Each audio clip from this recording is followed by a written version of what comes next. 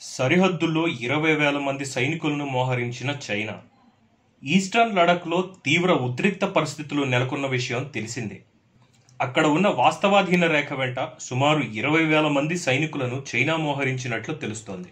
దీనికి తోడుగా అదనంగా జిన్జియాంగ్ రాష్ట్రంలో మరో 12,000 దళాలు సంసిద్ధంగా ఉన్నట్లు ప్రభుత్వ వర్గాల ద్వారా వెల్లడైంది. ఈ దళాలు 48 గంటల్లోనే వాస్తవాధీన రేఖకు చేరుకునే విధంగా వాహనాలతో రెడీగా ఉన్నట్లు తెలుస్తోంది. ఈస్టర్న్ లడఖ్ సెక్టార్లో 2 డివిజన్ల PAL దళాలు ఉన్నట్లు ఒక ప్రభుత్వాధికారి వెల్లడించారు. వాస్తవాధీన రేఖకు మరో 1000 కిలోమీటర్ల దూరంలో కూడా చైనా ప్రత్యేక బలగాలు పహారా కాస్తున్నట్లు ప్రభుత్వాధికారి వెల్లడించారు.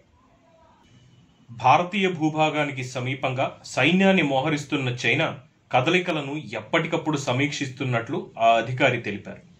సరిహద్దు ఉద్రిక్తలపై గత 6 వారాల నుంచి 2 దేశాల సైనికుల మధ్య చర్చలు జరిగాయి. గాల్వాన్ ఘటన తర్వాత కూడా 2 దఫాల చర్చలు చోటు చేసుకున్నాయి. అయినా సరిహద్దు ప్రతిష్టంభన తొలగడం లేదు. టిబెట్ ప్రాంతంలో సాధారణంగా 2 డివిజన్ల చైనా దళాలు ఎప్పుడూ ఉంటాయి. కానీ ఈసారి మరో 2 అదనపు డివిజన్ల దళాలను సుమారు 2,000 కిలోమీటర్ల దూరం నుంచి తీసుకువచ్చినట్లుగా తెలుస్తోంది. ఆ దళాల్లో రిజర్వ్ మౌంటైన్ డివిజన్ ఉన్నట్లు అర్థమవుతోంది.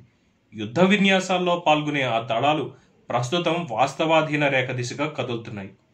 వచ్చే రోజుల్లో మరింత సైన్యాన్ని కూడా చైనా వాస్తవాధీన రేఖ వద్ద మోహరించవచ్చు అని చెప్పి అధికారుల నుంచి ఉన్న సమాచారం.